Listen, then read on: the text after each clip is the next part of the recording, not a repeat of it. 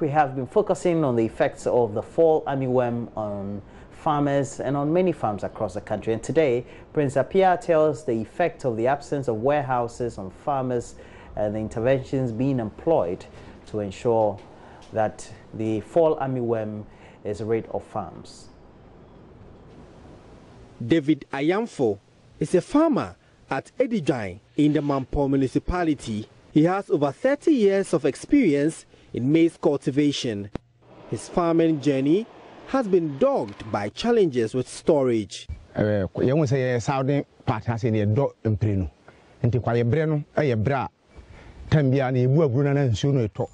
the rainy season, if you don't have anywhere to store your crops, it will spoil. He says, I cultivate 100 acres of maize without warehouse. It will develop molds, then aflatoxins set in. Mr.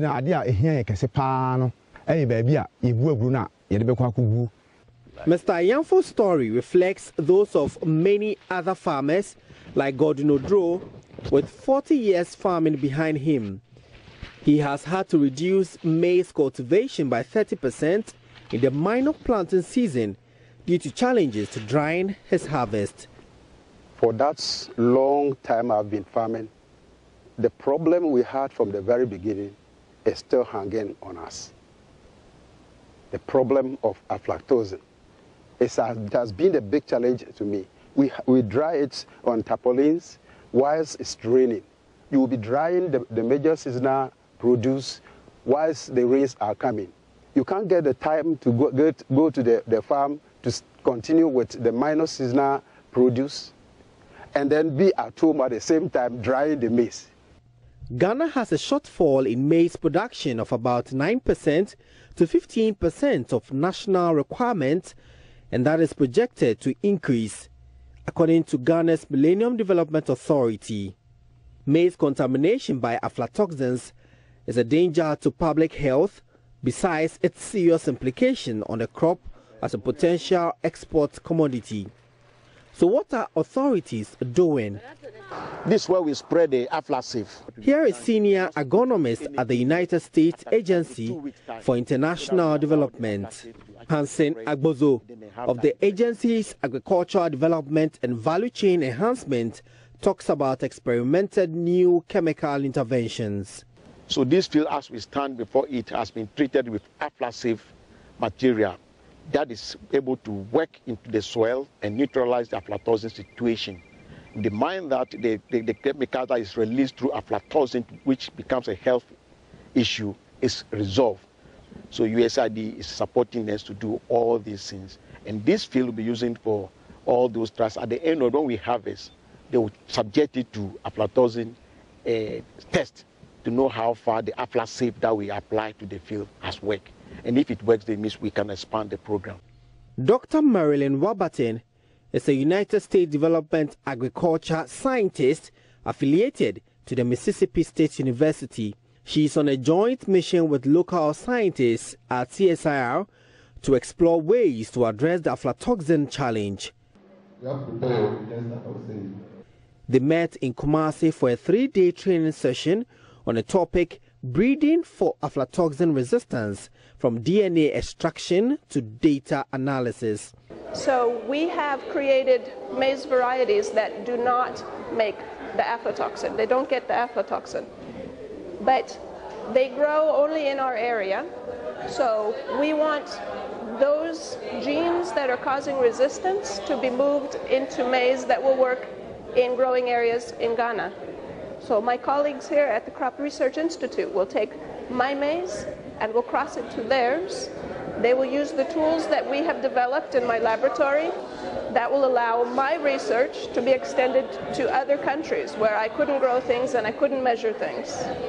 Plant breeder at Crops Research Institute, Dr. Allen Opon, leads a team to develop aflatoxin-resistant maize to address the plight of farmers. And we developed this proposal to develop maize resistant to aflatoxins, and so that it can help improve the export potential and also help increase the yield potential of maize.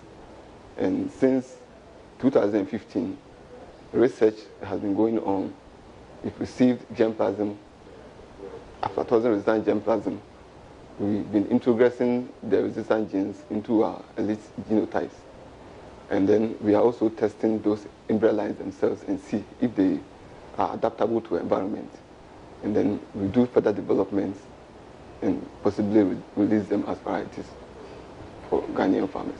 It is hoped that some of these interventions will be successful in order to address the long-standing challenge. Prince Appiah reporting.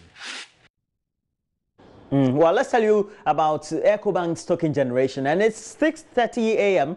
and you need to send money to your business partner or a loved one, but no banks or mobile money agents are open or available. So later in the day, you find an agent, but he has insufficient funds. Nobody got time for that. With EcoBank mobile app, you can now send money to anyone without moving from the comfort of your home, your office, or wherever you find yourself. All you need to do is to open the EcoBank mobile app from your phone. Just tap Express Cash, enter your PIN, select the ATM, then select the account you're sending the money from.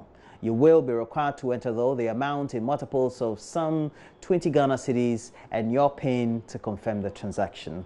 An 8-digit token is automatically generated. Send that token by SMS, WhatsApp, or email to the recipient, who can then redeem the cash using the cardless function on an EcoBank ATM wherever we can find it nationwide. Recipient does not need to hold any bank card or bank account to withdraw from EcoBank ATMs. Isn't that easy? So download the EcoBank mobile phone app or mobile app today from Google or an app store. Move on up and bank like a boss. EcoBank, the Pan-African Bank.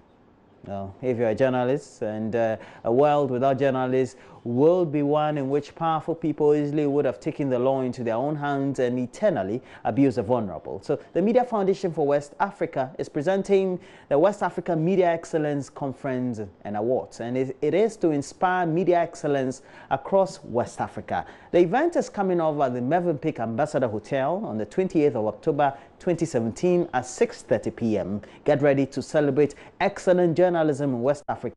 The West Africa Media Excellence Conference and Awards event is supported by Tallow Oil, MTN, U.S. Embassy, Ghana Chamber of Bulk Oil Distributors, Stanbic Bank, and Movenpick Ambassador Hotel. And media partners are JoyNews, Class FM, the Daily Guide newspaper, the Finder newspaper, and several West African media outlets.